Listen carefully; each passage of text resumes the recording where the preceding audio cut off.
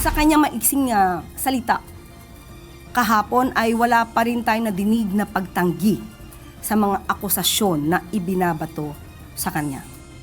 Wala pa ring naririnig ang palasyo na direktang pagtanggi ni Vice President Sara Duterte sa mga akusasyon laban sa kanya. Ayon kay Palace Press Officer Undersecretary Claire Castro, kahit hindi pa kailangan ng presensya ni VP Sara sa Senate Impeachment Court, tiyak na mas nanaisin ng taong bayan na marinig ang kanyang mga paliwanag. At hindi pa naman talaga kinakailangan ang presensya ng Vice Presidente sa nasabing hearing kahapon. Pero mas nanaisin siguro ng taong bayan na madinig mismo kay Vice Presidente ang pagtanggi ng mga akusasyon sa kanya, hindi lang puro technicalities ang ginagawang depensa.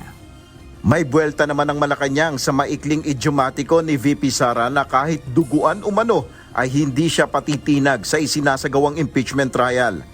At magiging madugo talaga to kung hindi makikita ng taong bayan ang katotohanan.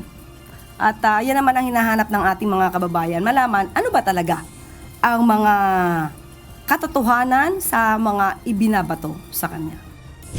Naniniwala naman si Yusek Castro na naaayon sa konstitusyon ang pagkakatalaga kay Senator Francis Chis Escudero bilang presiding officer sa impeachment trial ni VP Sara.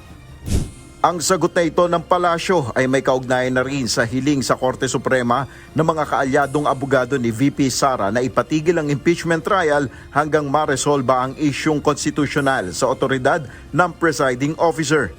Marami rin na mga legal luminaries, isama na natin si dating Supreme Court Justice Ascuna na sinabi na ito naman ay naaayon din naman sa konstitusyon dahil walang particular na sinasabi na bawal ang hindi Senate President ang mag-preside sa isang impeachment trial. So, karapatan naman po nila na tumakbo sa Supreme Court at ano po ba ang kinakatakot nila if ever kung isang abogado ang nakaupo bilang presiding officer ng impeachment.